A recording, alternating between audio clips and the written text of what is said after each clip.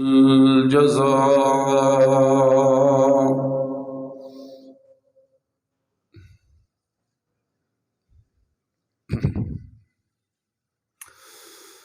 أما بعد فقد قال الله تبارك وتعالى في كتاب الهدى: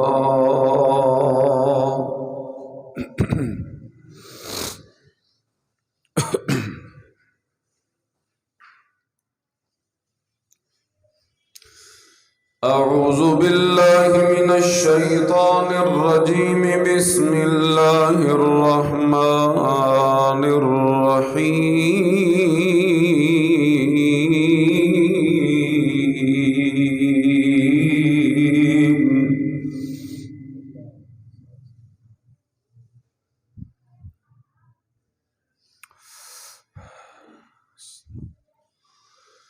يا الذين آمنوا إن تطيعوا الذين كفروا يردوكم على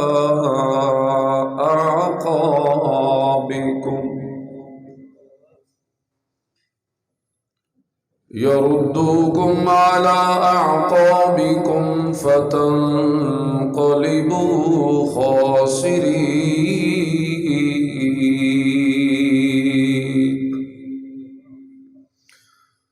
سبحان ربك رب العزة عما يصفون،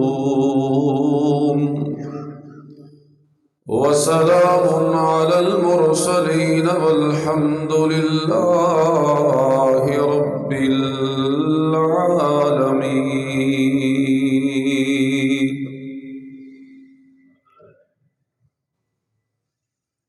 قال النبي صلى الله عليه وسلم: من تشبه بقوم فهو منهم. رب اشرح لي صدري ويسر لي أمري واحلل عقدة من لساني يفقهوا قولي. سبحانك لا علم لنا إلا ما علمتنا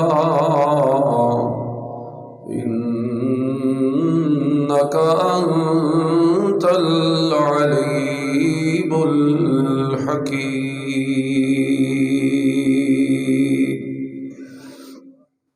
استغفر الله الذي لا إله إلا هو الحي القيوم وأتوب إليه. يكاد الذين كفروا ليزلقونك بأبصارهم لما سمعوا الذكر ويقولون إنه لمجنون وما هو إلا ذكر للعالمين.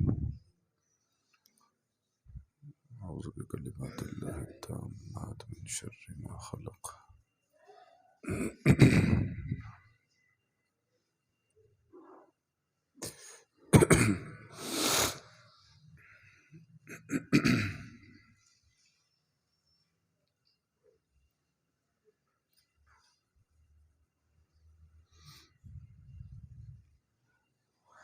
معزز دوستو،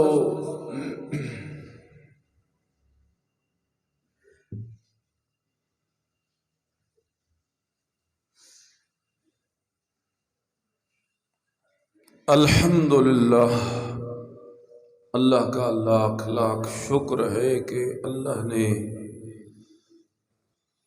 ہم سب کو دین اسلام کا پیروکار بنایا. آواز آہستہ کرو تھوڑی سی.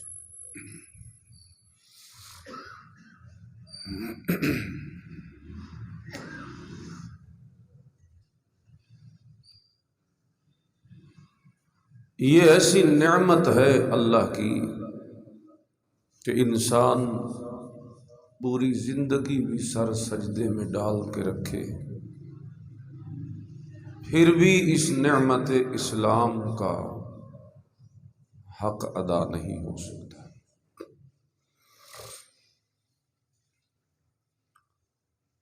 یعنی یہ خالصتاً اللہ کا انعام ہے ہمارے اوپر، اس میں ہمارا اپنا کوئی عمل دخل نہیں، کوئی ہماری محنت مشقت نہیں۔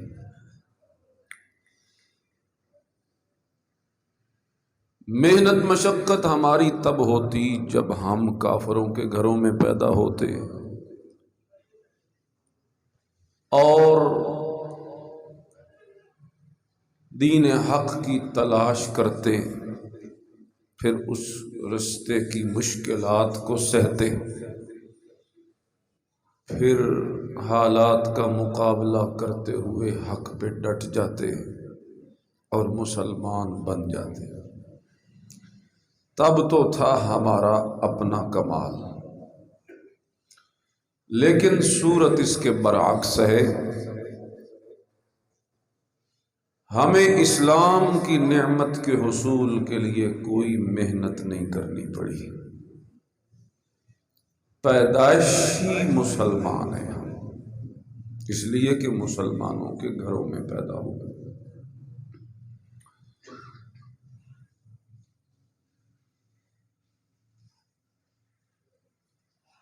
گویا وہ ایک ڈیوٹی اور ذمہ داری ہم پر ڈالی ہی نہیں گئی، تلاش حق اور اس پہ پھر استقامت۔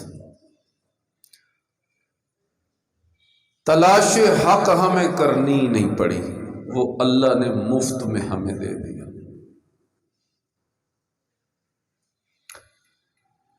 ڈیوٹی ہماری دوسری ہے، ایک ہی پیچھے بچی ہے کہ اس دین حق پہ استقامت۔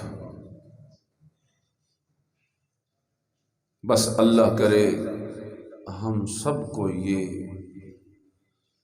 معرفت نصیب ہو جائے کہ دین حق پہ استقامت اللہ بخش دے، اور ہمیں اتنی ہمت اور توفیق اللہ دے دے کہ ہم دین حق پہ ڈٹ کر اسے سینے سے لگائیں اور اس کے جملہ احکامات کو اپنی حرز جاں بنائیں۔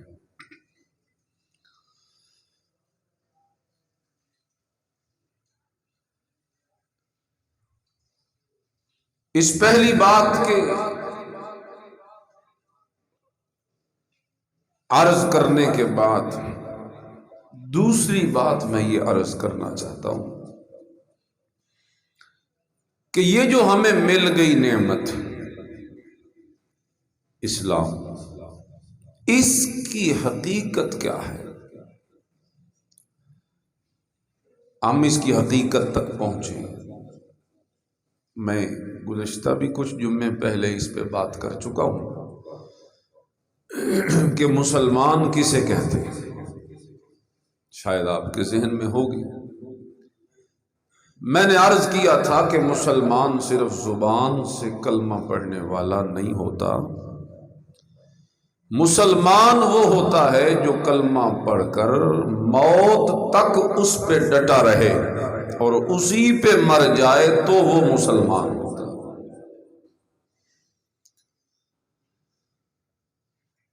آج بھی میں آپ سے یہی عرض کرنا چاہتا ہوں کہ یہ جو نعمت اللہ نے دی، نعمت اسلام، ہم اس پر راضی ہیں، اور رضیت باللہ ربا وبالاسلام دینا وبمحمد نبیا صلی اللہ علیہ وسلم۔ ہم اس پر راضی ہیں کہ ہمارا رب اللہ، ہمارا رسول محمد الرسول اللہ صلی اللہ علیہ وسلم، ہمارا دین دین اسلام۔ بلکہ حدیث میں آتا ہے کہ جو بندہ صبح و شام یہ اقرار کرے کہ میں راضی ہوں اس پر، حضور نے فرمایا قیامت والے دن اللہ نے اپنی مہربانی سے اپنے ذمے لے لیا ہے کہ پھر میں بھی اس بندے کو ضرور راضی کروں گا جو یہ پڑھے رضیت باللہ ربا وبالاسلام دینا وبمحمد نبیا۔ تو یہ صبح و شام پڑھنا چاہیے۔ لیکن وہ صبح و شام پڑھنا تو چاہیے، لیکن اس صبح و شام کے دوران وہ جو کہا ہے نا زبان سے کہ میں راضی ہوں اس پر، اسے اپنے عمل سے آشکارا کرے، اس کا اثر اپنے عمل میں دکھائے۔ اس لیے کہ دین اسلام کی بنیاد اگر آپ دیکھیں تو وہ تسلیم و رضا ہے۔ کیا ہے؟ تسلیم و رضا۔ بولیے کیا؟ یہ دین اسلام کی بنیاد ہے، تسلیم و رضا۔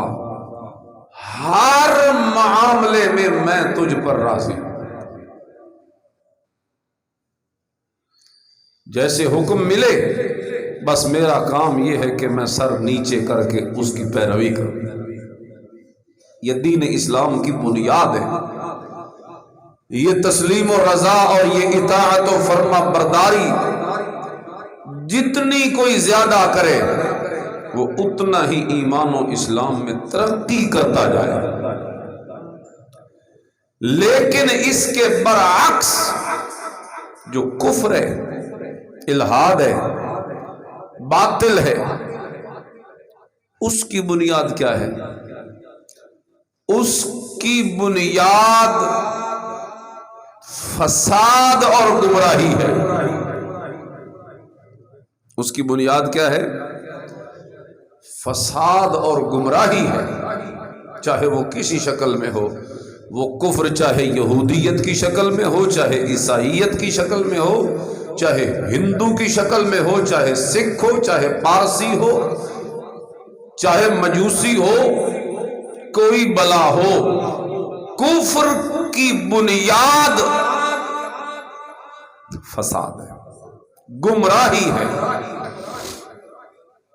اللہ اکبر۔ جبکہ اسلام کی بنیاد تسلیم و رضا، وہاں ہر بات کے پیچھے گمراہی کی بنیاد ہے، لوگوں کو بھڑکانا، بھٹکانا، رستے سے ہٹانا، صراط مستقیم سے بیگانہ بنانا۔ جبکہ اسلام میں اس کے برعکس ہے، میری ہدایت ہی ہدایت۔ یہ جو دو بنیادیں ہیں، بس یہی میں آج عرض کرنا چاہتا ہوں۔ چونکہ دسمبر ہے اور کرسمس کا بڑا شور ہے، اس حوالے سے میں دو چار باتیں آج کرنا چاہتا ہوں کہ ہم مسلمان ہیں، اسلام ہمیں مفت میں مل گیا، نعمت خدا کی، اس پہ رضا کا اعلان کیجئے۔ اور رضا صرف زبان سے نہیں بلکہ رضا اپنے عمل سے اس کا اظہار کیجئے۔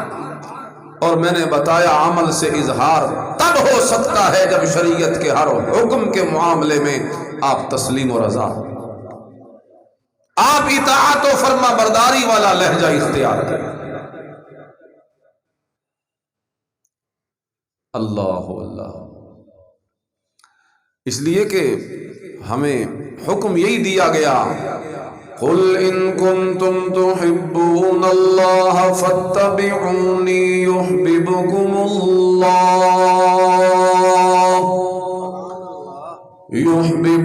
اللَّهُ وَيَغْفِرْ لَكُمْ ذُنُوبَكُمْ وَاللَّهُ غَفُورٌ رَّحِيمٌ۔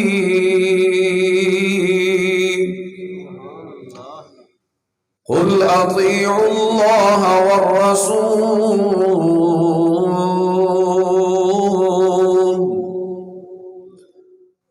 ہمیں دین میں حکم یہی ملا ہے کہ اطاعت کرنی ہے اللہ اور اس کے رسول کی۔ پھر اس کی فضیلتیں اللہ قرآن میں بھی بیان کرتے ہیں، اس کے اجر، اس کے ثواب۔ رسول اکرم صلی اللہ علیہ وسلم بھی احادیث میں اس کے فوائد و ثمرات بیان کرتے ہیں، اللہ بھی قرآن میں بیان کرتا ہے، جیسا کہ اللہ نے فرمایا، قُلْ إِن كُنتُمْ تُحِبُّونَ اللَّهَ فَاتَّبِعُونِي يُحْبِبْكُمُ اللَّهُ۔ اگر اتباع تابعداری کرو تو پھر نتیجہ یہ نکلے گا کہ اللہ بھی تم سے محبت کیا کرے گا. وَيَغْفِرْ لَكُمْ ذُنُوبَكُمْ، اور یہ نتیجہ بھی نکلے گا کہ اسی اتباع کے نتیجے میں تمہارے گناہوں کی معافی تلافی کا بھی انتظام ہو جائے گا. اسی طرح اللہ ایک موقع پہ فرماتے ہیں مَن يُطِعِ اللَّهَ وَالرَّسُولَ فَأُولَٰئِكَ مَعَ الَّذِينَ أَنْعَمَ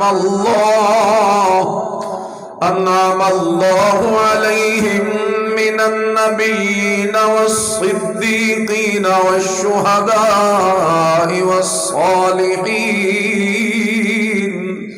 وَحَسُنَ أُولَٰئِكَ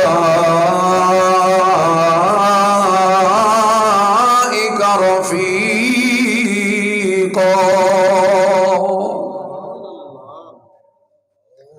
اطاعت رسول اللہ، تسلیم و رضا کا جو مادہ ہے اگر وہ تمہارے اندر پیدا ہو جائے، اللہ اور اس کے رسول کی اطاعت اگر تمہارا شعار بن جائے تو پھر تمہیں مبارک ہو. جس طرح اللہ کی محبت تمہیں مل جائے گی، گناہوں کی معافی بھی تمہاری ہو جائے گی. اسی طرح تیسرا نتیجہ بدلہ یہ تمہیں ملے گا کہ جنت میں تمہیں رسول اللہ کی صحبت اور رفاقت بھی نصیب ہو جائے گی. جنت میں اللہ کے رسول کی رفاقت، سبحان اللہ. اصل میں نا حضرت ثوبان تھے حضور کے صحابی، کہو رضی اللہ تعالی.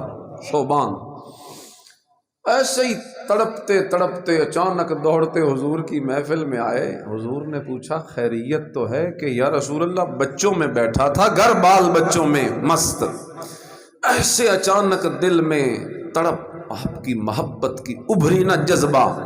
میں نے کہا چل یار حضور کی محفل میں جاؤں، کہاں بیٹھا ہوں، جو مزہ وہاں ہے وہ بچوں میں بھی نہیں، گھر میں بھی نہیں.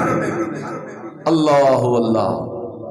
لیکن یا رسول اللہ یہاں تو میں دوڑ کے آ گیا ہوں، چہرہ پر انوار کی زیارتیں بھی نصیب ہو گئی ہیں، لیکن میرے دل میں یہ سوال اٹھتا ہے یا رسول اللہ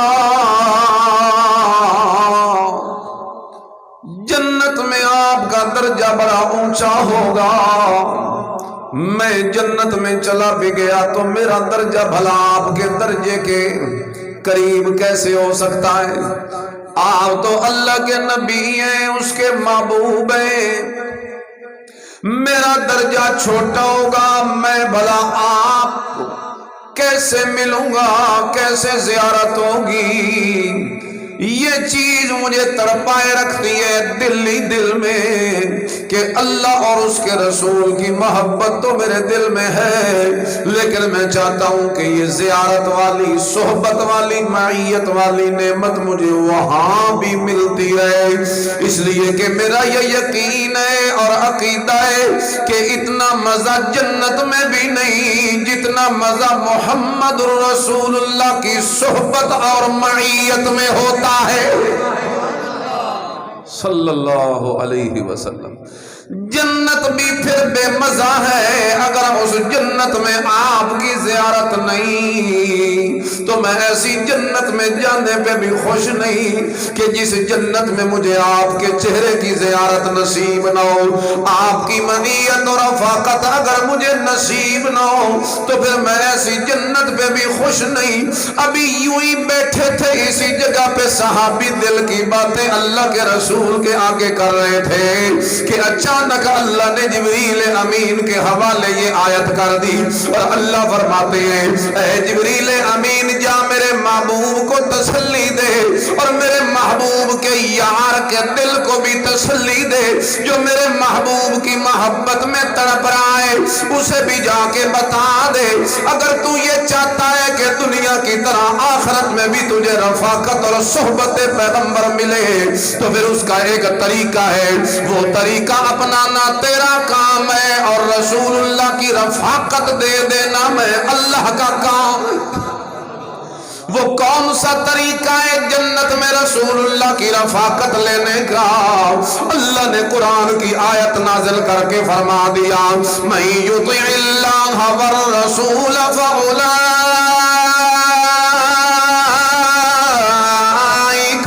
مع الذین انعم اللہ علیہم من النبیین والصدیقین والشہداء والصالحین وحسن اولئک رفیقا۔ یہ ہے طریقہ۔ اگر جنت میں تم لینا چاہتے ہو میرے محبوب کی رفاقت تو اس کا طریقہ یہ ہے من یطع اللہ والرسول، ہر معاملے میں تمہیں اللہ اس کے رسول کی اتباع کرنی پڑے گی، ہر معاملے میں تجھے میرے محبوب کے پیچھے چلنا پڑے گا، ہر معاملے میں چاہے عقیدے کا معاملہ ہو تو میرے نبی کے پیچھے چل، عمل کا معاملہ ہو تو میرے نبی کے پیچھے چل، معاملات کا معاملہ ہو تو میرے نبی کے پیچھے چل، تجارت و زراعت کا معاملہ ہو تو میرے نبی کے پیچھے چل، آداب و اخلاق کا معاملہ ہو تو میرے نبی کے پیچھے چل، خوشی غمی کا معاملہ ہو تو میرے نبی کے پیچھے چل، سفر حضر کا معاملہ ہو تو میرے نبی کے پیچھے چل، ہر معاملے میں میرے نبی کی اتباع کرنا تمہارا کام ہے، اور نتیجے میں جنت دینا بھی میرا کام ہے، اور جنت میں آقا کی صحبت دینا بھی میرا کام۔ یہ ہے دین کی بنیاد، تسلیم و رضا۔ بس اگر کلمہ پڑھ لیا نا لا الہ الا اللہ محمد الرسول اللہ، اب کرنا کیا ہے جی؟ بس آنکھیں بند کر دینی ہے، جیسے وہ لگانا چاہیں چپ کر کے ان کے پیچھے لگ جانا، ہر معاملے میں ان کی ماننی ہے۔ یہ ہے تسلیم و رضا۔ اللہ سمجھ میں آئے تو ٹھیک، اور نہ آئے تو پھر بھی ٹھیک۔ یہ نہیں کہ سمجھ میں نہ آئے تو بندہ وہاں اپنی مرضی کرنے لگ جائے۔ تیری میری سمجھ میں فرق ہو سکتا ہے، رسول اللہ کے حکم میں تو کوئی فرق نہیں ہو سکتا۔ سمجھ تو غلط ہو سکتی ہے، ہو سکتا ہے بات بھی ٹھیک ہو، عقلی بات ہو، تیری عقل ہی اتنی نہ ہو کہ اس بات تک پہنچ سکے، یہ بھی تو ہو سکتا ہے نا، قصور تیری اپنی عقل کا ہو۔ اللہ اللہ، یہی آج ہمارے اندر کمزوری ہے کہ اسلام کی جو بنیاد ہے تسلیم و رضا، اس میں ہم ڈھلے مٹھے، بہت پیچھے۔ اسلام کی بنیاد سمجھیے اور اسلام کی بنیاد پہ عمل کیجئے، عمل کیجئے، چاہے جو معاملہ ہو۔ ایک طرف مرشد کی بات ہو، استاد کی بات ہو، پیر کی بات ہو، عالم کی بات ہو، ایک طرف دنیا میں کسی کی بات ہو، دوست کی بات ہو، ماں باپ کی بات، اور دوسری طرف اللہ کے رسول کی اگر بات آ جائے اور لگ جائے مقابلہ، اب مومن کون ہوگا؟ جو کدھر جائے گا؟ رسول اللہ کے پیچھے جائے، وہی مومن ہے۔ آگے نہ بڑھے، لا تقدموا بین یدی اللہ ورسولہ، کیونکہ جو پیچھے ہوگا وہ آگے تو نہیں ہوگا، وہ تو پیچھے ہوگا۔ خوشی ہو، غمی ہو، کوئی معاملہ ہو، رسول اللہ کی اتباع، پیچھے چلنا، یہی دین کی بنیاد ہے، اساس، جڑ ہے۔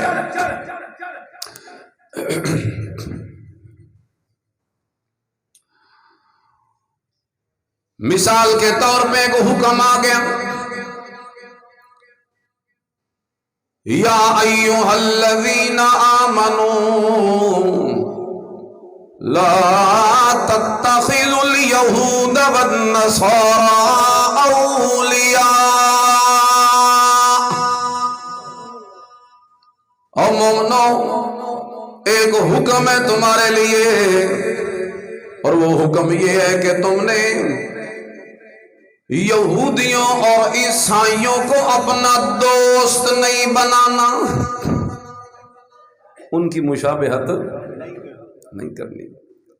جیسا کہ حدیث میں آ گیا من تشبہ بقوم فہو منہم، جس نے بھی ان کی مشابہت اختیار کی وہ انہی میں سے ہو جائے گا۔ غور کرو اس پہ میں نے کیا کہہ دیا ہے، رسول اللہ کی حدیث، جو ان کی مشابہت کرے گا وہ انہی میں سے ہو جائے گا۔ بے شک کلمہ پڑھتا رہے لیکن اللہ اس کے رسول کی نگاہوں میں وہ ان کا ہے، ہمارا نہیں رہا۔ اب حشر بھی اس کا انہی کے ساتھ ہو۔ اللہ، بہت خطرناک معاملہ ہے۔ ایک موقع پہ فرمایا یا ایھا الذین آمنوا لا تتخذوا الکافرین اولیاء من دون المؤمنین،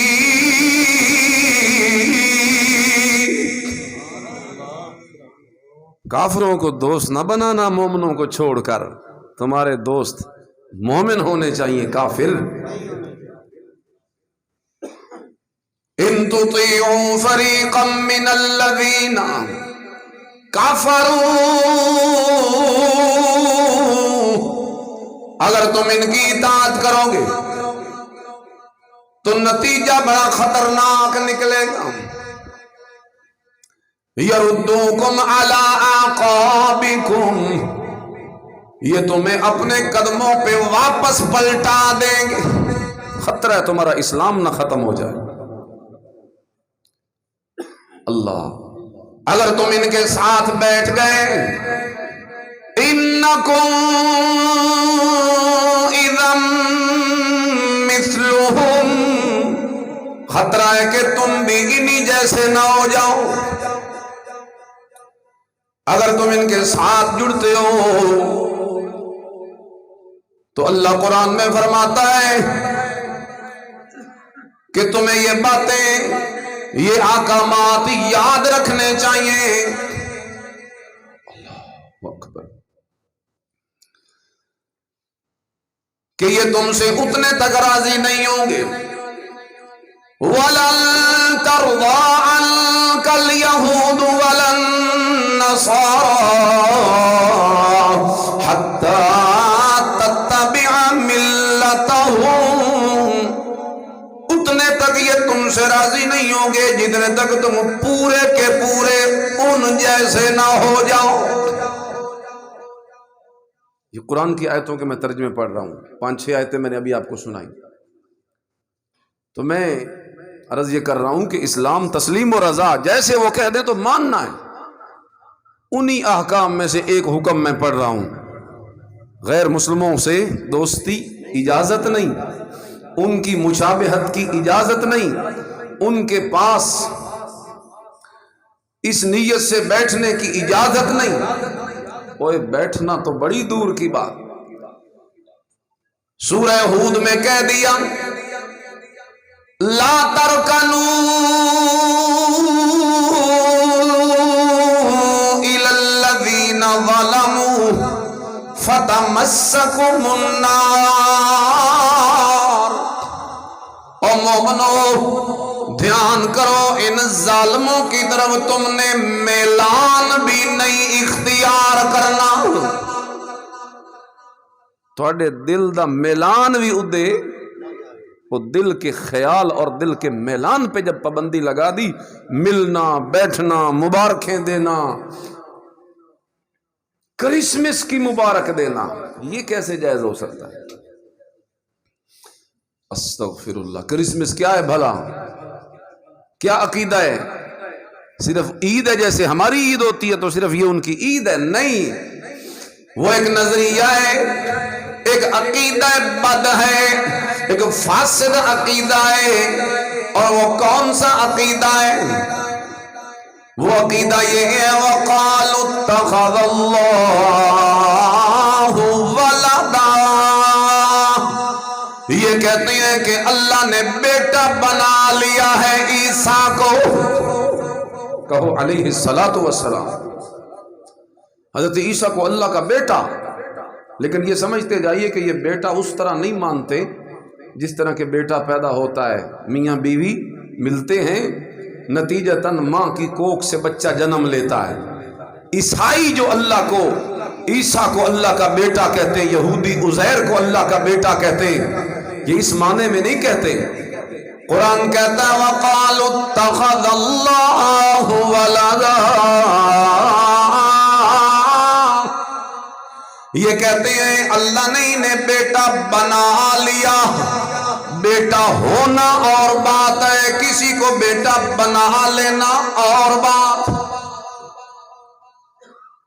بیٹا ہونا تو حقیقی صلبی ہوتا ہے نا، اور کسی کو بیٹا بنا لینے کا مطلب یہ ہوتا ہے بیٹا بنا لیا، یعنی مطلب کیا ہے؟ جس طرح بیٹا باپ سے منوا لیتا ہے، باپ سے چھڑوا لیتا ہے، باپ کے اختیارات میں شریک ہو جاتا ہے، باپ اسے اپنی ملکیت میں شریک کر لیتا ہے، اس معنی میں وہ کہتے ہیں کہ اللہ نے انہیں بیٹا بنا لیا، یعنی عیسیٰ بھی اللہ کی ملکیت میں شریک ہو گئے، عیسیٰ بھی اللہ کے اختیار میں شریک ہو گئے، عیسیٰ بھی اللہ کی اس تمام ملکیت میں شریک ہے، وہ بھی موت حیاتی کا مالک، عیسیٰ بھی موت حیاتی کا مالک، وہ بھی عزت ذلت کا مالک، عیسیٰ بھی عزت ذلت کا مالک، وہ بھی دنیا آخرت کا مالک، یہ بھی دنیا آخرت کا مالک، وہ بھی خزانوں کا مالک، طاقتوں کا مالک، تصرف تدبیر کرنے والا،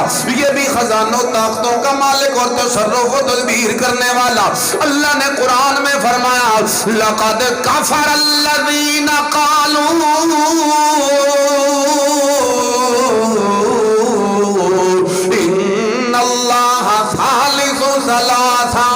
جن لوگوں نے یہ بات کی ہے کہ اللہ کی جزیں بن گئی ہیں، ایک جز نکلی تو عیسیٰ بن گیا، دوسری جز نکلی تو مریم بن گئی، تیسری جز وہ خود اللہ بن گیا، ایک اللہ کے تین حصے کرنے والے اللہ کا قرآن فتویٰ کفر کا ان پہ لگا کے کہتا ہے، اور اسی طرح اللہ قرآن میں ان لوگوں پہ بھی کفر کا فتویٰ لگاتا ہے۔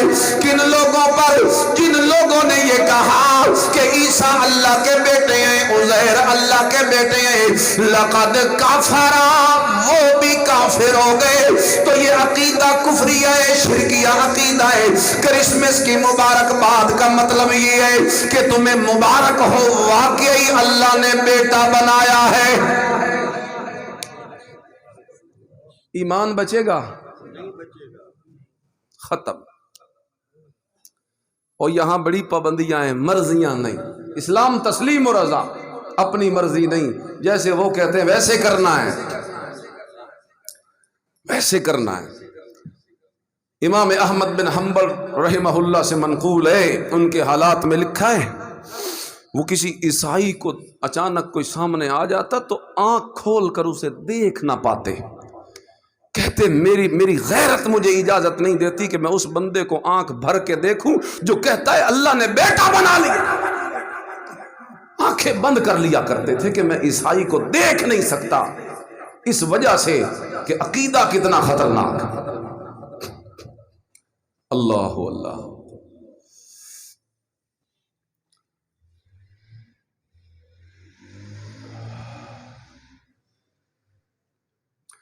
ابن قیم رحمہ اللہ فرماتے ہیں کہ کسی کو مبارک دینا کرسمس کی تو یوں ہے جیسے صلیب کے آگے سجدہ کر دیا۔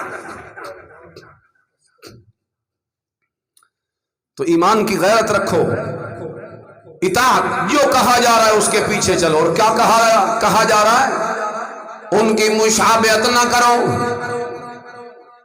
اور میرے نبی نے یہ پیشن گوئیاں بھی کر دیں کہ میں روک تو رہا ہوں لیکن میری امت یہ کرے گی،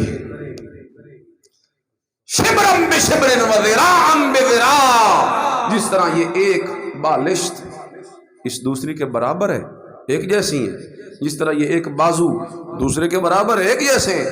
فرمایا مسلمان بھی یہودیوں جیسے ہو جائیں گے، جیسے بالشت جیسی ہوتی ہے، جیسے بازو جیسا ہوتا، اتباع کریں گے ان کے پیچھے چلے۔ حتیٰ کہ ایک حدیث میں آیا حتیٰ ان کانا من اتا امہ علانیۃ ان کان منہم من اتا امہ علانیۃ، حتیٰ کہ اگر یہودیوں عیسائیوں میں سے کوئی اپنی ماں سے برائی کرے گا، مسلمان بھی اس لیے کرے گا کہ میرے ان یہودی دوستوں نے جو اس طرح کیا ہے، اتنا پیچھے چلے۔ لیکن ساتھ ساتھ خبردار بھی کیا، لا ترکنوا، نہ مائلو نہ ان کی کسی چیز کی طرف مشابہت کرنے کی تمہیں اجازت نہیں، اور اگر تم نے میلان دکھا دیا دل کا تو نتیجتاً فتمسکم النار، جہنم کی آگ تمہیں چھو لے گی، پھر کوئی تمہیں چھڑانے بچانے والا نہیں ہوگا۔ یہ اتنی سخت وعیدیں ہیں۔ اللہ اللہ۔ اور یہ جو مشابہت ہے، یہ جو میلان ہے، یہ جو نقل بازی ہے غیر مسلموں کی، روکا گیا اس سے بالخصوص 4 شعبے ہیں جن میں سپیشل روکا گیا۔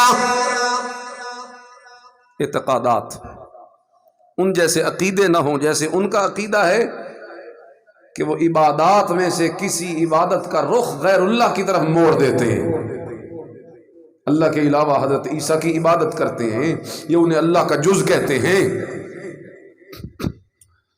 اللہ اللہ۔ تو اعتقادات میں ان کی پیروی حرام، اگر کوئی کرے گا تو کفر اور شرک ہو جائے گا، اسلام ختم ہو جائے گا، انہی کی طرح ہو جائے گا، انہی کی طرح ہو جائے گا۔ تو یہ جو کرسمس کے موقع پہ مبارکباد ہے، یا ان کے پاس شریک ہونا، یا جا کے ان کے کیک کاٹنا، یا ان کی معاذ اللہ ثم معاذ، یہ ان کے ساتھ حمایت ہے، ان کے عقیدے کا پرچار ہے۔ ان بدکاروں کو نہ دیکھو، ان سیاسی لیڈروں کو جو اپنی سیاست اور کرسی کے بچانے کے لیے پتہ نہیں کس کس حد تک پہنچ جاتے ہیں، نہ کوئی ہندو، نہ کوئی عیسائی، نہ یہودی، نہ مسلمان کی کوئی تقسیم باقی نہیں رہی، بس ووٹ لبنے چاہیے، ہمیں خوش رہنے لبے، ووٹ ملنے چاہیے، ہر کسی کے ساتھ جاؤ، رکن بننا چاہیے جماعت کا کوئی نہ کوئی۔ آپ اپنا ایمان بچاؤ، کسی کا عمل ہمارے لیے کوئی قابل تقلید نمونہ نہیں۔ عبادات میں بھی مشابہت سے منع کیا۔ 10 محرم کا روزہ ہے نا، رکھتے ہیں نا، لیکن حکم کیا ہے کہ ایک ساتھ ملا لو، یا 9ویں کا یا 11ویں کا، 2 رکھو۔ یہ دوسرا کیوں ملایا پتہ آپ کو؟ حضور مدینے میں آئے تو یہودی رکھتے تھے 10ویں کا روزہ، حضور نے فرمایا وہ پہلے رکھتے ہیں، اور اگر ہم رکھنے لگ جائیں تو یہودیوں کا پتہ ہی نہیں چلے گا کہ یہ عمل مسلمانوں کا یا یہودیوں کا۔ عبادت میں بھی مشابہت کی گنجائش نہیں چھوڑی۔ روزے کے افطار میں حکم دیا، او مسلمانوں جلدی روزہ افطار کرو، مغرب کی نماز جلدی پڑھو، اس لیے کہ یہ یہودیوں کی عادت ہے کہ وہ روزہ دیر سے افطار کرتے ہیں، وہاں بھی منع کر دیا۔ تو عبادات میں بھی، تفصیل میں نہیں جا رہا، اشارے کر رہا ہوں۔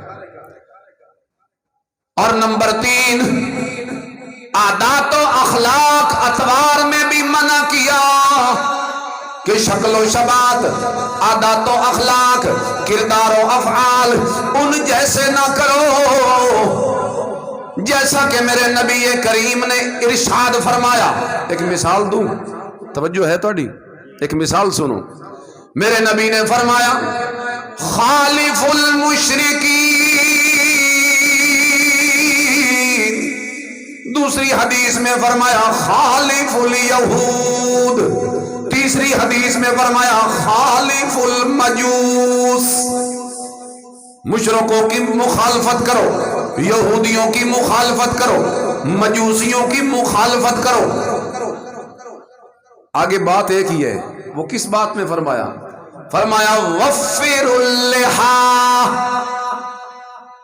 दाढ़ी बढ़ाओ, वहफु शवारिब, मूछें कतरवाओ, इसलिए कि उनका तरीका ये, वो दाढ़ियों को कटवाते हैं, मूछों को बढ़ाते हैं। तो ये आदात में भी मेरे नबी करीम ने उनकी मुशाबहत से मना कर दिया, ज़ाहिरी शक्ल और शबाहत और सूरत में भी उन जैसा बनने से मना कर दिया। इसलिए कि अगर उन जैसा बनने की बंदा कोशिश करे, जरा सोचो तो सही, इसमें बुराइयां कौन सी पाई जाती। ये मेरी 2-3 बातें जरा तवज्जो से सुननी है, सिर्फ 2-3 मिनट। इधर देखो, उनकी मुशाबहत कोई करेगा, जाहिर बात है यही समझ के करेगा कि वो अफजल है हमसे। भाई कोई किसी दूसरे के तरीके को तब भी लेता है ना जब वो क्या समझे भी ओ तरीका बहु चंगा। हजरत उमर मेरे नबी के पास आए थे, हम यहूदियों से बड़ी बड़ी बातें सुनते हैं, मुस्नद अहमद की हदीस है, तो कई उनमें अच्छी बातें भी होती, मैं क्या लिख लिया करूं? कोई अगर अच्छी बात यहूदियों ईसाइयों से मुझे मिले तो क्या मैं लिख लिया करूं? और हुजूर ने आगे से फरमाया था, उमर क्या तू अपने दीन के मामले में हैरानगी और हैरत में है? क्या तुझे दिल से तसल्ली नहीं कि मेरा दीन सच्चा? आपने मना फरमा दिया। आपने फरमाया मैंने तुम्हें ऐसे रोशन दीन में छोड़ा है और ऐसे रास्ते पे मैंने तुमको छोड़ा है कि जिसकी रातें भी दिन की तरह रोशन है। ऐसा दीन में तुम्हें दे के जा। और वो हदीस आपने सुनी नहीं? हजरत उमर तौरात के वर्के लेके आए और मेरे नबी करीम को सुनाने लगे, और मेरे नबी करीम का चेहरा गुस्से से सुर्ख हो गया। उस मौके पे मेरे नबी करीम ने क्या फरमाया था, ओ उमर तू तो तौरात पढ़ रहा है, उन यहूदियों की किताब पढ़ रहा है, जबकि मैं तो ये कहता हूँ लौका न मूसा हय्यन व अदरक नबुवती मा वसिअहु इल्ला इत्तिबाई। और तुम मूसा अलैहिस्सलाम की किताब लेके आने वाला, मैं तो ये कहता हूँ अगर इस किताब वाला नबी मूसा आज दुनिया में जिंदा होता तो वो भी मेरे पीछे चलने का पाबंद होता। इसलिए कि जब मेरे नबी की नबूवत का सूरज चढ़ गया, अब किसी चिराग को जलने की इजाजत नहीं हो सकती। इसलिए कि सब नबी की नबूवतें चिराग हैं और मेरे नबी की नबूवत सूरज है। ते सूरज चढ़े खलोते हुए तो कोई पागल डीवा बाल के बैठा होवे तो उनके अक्सा है तो पागल है, बेवकूफ है। वो अब क्या जरूरत है चिराग की, सूरज चढ़ा हुआ है। बस मेरे नबी करीम की नबूवत जो है वो तो सूरज है। अल्लाहु अकबर इन्ना दीन मुहम्मदिल किताबुहु अक़वा व अक़वम क़ीला। यही सबसे मजबूत दीन। तो अफजल समझोगे तो तब जाओगे, और कोई शायद दीन तो अफजल नहीं हो सकती। नंबर 2 दूसरी वजह ये हो सकती है कि एहसास से कमतरी है कोई तुझे, पता नहीं मैं पीछे पीछे आते दुनिया तो बड़ी अगे अगे, वो अमल बड़े अच्छे हैं और मैं तो पता नहीं पीछे पीछे हूँ। को पुरानी मेरे पास बातें हैं, को पुराना दीन है, पत्थर के दौर की बातें। जिस तरह कई लोग कहते हैं पर्दा हम इसलिए नहीं करती, पत्थर के दौर की बातें हैं, दाढ़ी इसलिए मुझे अच्छी नहीं लगती, ये पत्थर के दौर की बातें। ऐसे रोशन ख्याल जो पलते हैं यहूद और नसारा की गोद में, और उम्मत मुस्लिमा के नौजवानों का दिल और दिमाग और सोच और अफकार और किरदार खराब करने के लिए उन्हें मुसल्लत किया जाता है प्रोपेगेंडे के तहत। और नौजवान उनकी बातों की तरफ ध्यान करते लेकिन रसूलुल्लाह की बातों की तरफ ध्यान नहीं करते। वो दाढ़ी, सुभान अल्लाह। हदीस में आता है एक रिवायत में कि आसमान के कुछ फरिश्ते हैं, हर फरिश्तों के ज़िम्मे अल्लाह ने कोई ना कोई तस्बीह लगाई हुई है, वो ख़ास तस्बीह पढ़ते हैं। एक तस्बीह कुछ फरिश्तों के ज़िम्मे ये है, फरिश्तों की पूरी एक जमात के ज़िम्मे वो यूं अल्लाह की तस्बीह पढ़ते हैं, सुबहान मन ज़य्यना रिजाला बिल्लिहा। और पाक है वो ज़ात जिसने मर्दों को दाढ़ी की वजह से खूबसूरत बनाया है, वन्निसा बिज़्ज़वाइब, और औरतों को उनकी चोटी के बालों की वजह से खूबसूरत बनाया। सुबहाना यानी अल्लाह की तारीफ इस लहजे में हो रही है, पाक है वो ज़ात जिसने मर्दों को दाढ़ी की वजह से खूबसूरत बनाया। احساس کمتری نہیں اس واسطے کہ میرے نبی تو ود کے سونا کوئی نہیں تے میرے نبی دے طریقیاں تو ود کے بھی طریقے سونے کسی دے نہیں. جیسے میرا نبی اعلیٰ میرے نبی کے طریقے بھی اعلیٰ, جیسے میرا نبی پیارا میرے نبی کے طریقے بھی پیارے, جیسے میرے نبی سب سے زیادہ خوبصورت میرے نبی کی سنت بھی سب سے زیادہ خوبصورت, جیسے میرا نبی سب سے اعلیٰ و عرفہ ہے, اونچا و برتر و بالا ہے, اسی طرح میرے نبی کا دین میرے نبی کی شریعت بھی سب شریعتوں سے عرفہ و اعلیٰ برتر و بالا. نہ او افضل تے نہ ادھے کوئی کمی ہے, یہ دو میں چیزاں نہیں. تیسری کیا ہو سکتی ہے اس میں خرابی کہ اگر آپ ان کی مشابہت کریں گے تو آہستہ آہستہ چھوٹے چھوٹے عملوں کی مشابہت کی وجہ سے دل میں ان کی محبت آ جائے گی. آندھی ہے کہ نہیں آندھی مشابہت کی وجہ تو دل چ محبت آندھی. مثال آپ باہر کے ملک ہیں کہیں سارے غیر ملکی انتے اچانک تو انویچ اپنے شلوار قمیض والا نظر آوے تو تسا دوڑ کے انہوں ویسا بھائی جان السلام علیکم, اچانک دل میں محبت کے جذبات ابھریں گے. کیوں؟ مشابہت کی وجہ سے کہ اس کی تو مشابہت میرے ساتھ ہے, یہ تو میرے ملک کا لگتا ہے, یہ تو میرے لباس جیسے اس کی مشابہت. تو مشابہت کی وجہ سے دل میں محبت کے جذبات ابھرتے ہیں. اگر ان جیسا لباس پہنو گے کل کو تمہارے دل کو اچھے یہودی لگیں گے, عیسائی لگیں گے, اور قرآن نے منع کر دیا کہ یہودیوں عیسائیوں کافروں سے دلی محبت کرنا جائز ہے. 3 وجہ. اور چوتھی اور سب سے آخری اور خطرناک وجہ یہ ہے کہ اگر آپ نے ان کی مشابہت کی, نتیجتاً جس طرح ظاہری طور پہ آپ ان کی مشابہت کر رہے ہیں, اس ظاہری مشابہت میں تو تھوڑا ان جھاکا لاسی یہودیوں عیسائیوں اور کافروں سے کہ خطرہ ہے کہ کہیں باطنی طور پر بھی تم ان جیسے نہ ہو جاؤ. ظاہری تمہیں ان کے اعمال اچھے لگتے ہیں, ان کے جشن اچھے لگتے ہیں, ان کے تہوار اچھے لگتے ہیں, اور حضور نے فرما دیا تھا خبردار میرے کسی امتی نے اگر یہودیوں کے ان 2 تہواروں میں شرکت کی, نوروز اور مہرجان 2 ان کے تہوار تھے اس وقت رسول اللہ کے دور میں بھی ان کی 2 عیدیں تھیں, نوروز اور مہرجان. فرمایا اگر کوئی ان میں شرکت کرے گا, میرے نبی نے فرمایا وہ انہی کے ساتھ اٹھایا جائے گا. خود حضور نہ لے کے فرمایا کہ ان کے تہواروں میں جانے کی اجازت. یہ حدیثیں ہیں, یہ آیتیں ہیں, امت سے چھپی ہوئی ہیں, مسلمانوں کو ان کا پتہ نہیں. دھڑا دھڑ دین و اسلام اور کفر کا فرق مٹائے جاتے ہیں, حق و باطل کا فرق مٹائے جاتے ہیں, شرک و توحید کا فرق مٹائے جاتے ہیں, سنت و بدعت کا فرق مٹائے جاتے ہیں. خدا را دین کے احکام کو سمجھو, اسلام کی بنیاد کو سمجھو. اسلام کی بنیاد ہے تسلیم و رضا, کفر کی بنیاد ہے فساد گمراہی, اور اسلام میں ہدایت ہی ہدایت ہے. اور ہدایت کو چھوڑ کے کیوں گمراہی کی طرف جاتے ہو, اطاعت کو چھوڑ کے کیوں ضلالت کے پیچھے جاتے ہو. اس لیے خطرہ ہے اگر ان کی مشابہت ہو تو کہیں کل تمہارا دین ہی نہ ختم ہو جائے. کوئی پلے پئیے نے گلاں کیا کہا میں نے؟ غیر مسلمہ دی مشابہت کرن دی سن اجازت بالخصوص 4 چیزوں میں, نہ ان جیسے عقیدے, نہ ان جیسی عبادت, نہ ان جیسے اخلاق آداب شکل و صورت, اور نہ ان کے تہواروں میں شرکت. یہ 4 چیزیں آپ یاد رکھیں. ان 4 میں تو سپیشل آپ نے ان سے بچنا ہے, اور بچنا کیوں ہے اس کی بھی میں نے 4 وجہ بتائیں. اس لیے کہ نہ وہ آپ سے افضل, نہ آپ ان سے کمتر, اور ظاہری طور پر آپ ان سے ملتے ہیں تو کہیں باطنی طور پر بھی آپ ان جیسے نہ ہو جائیں. خطرہ ہے اس بات کا کہ کہیں باطنی طور پر بھی آپ ان جیسے نہ ہو جائیں. لہذا یہ وجوہات ہیں, انہی وجوہات کے پیش نظر ہمیں اپنے دین پہ پکا رہنا چاہیے اور دل و جان سے صبح و شام پڑھنا چاہیے. آخری بات, رضیت باللہ ربا وبالاسلام دینا وبمحمد نبیا. پڑھ لو میرے ساتھ, رضیت باللہ ربا, گواہ ہو جا میں راضی ہوں تیرے رب ہونے پر, مجھے فخر ہے کہ میرا رب میرا اللہ.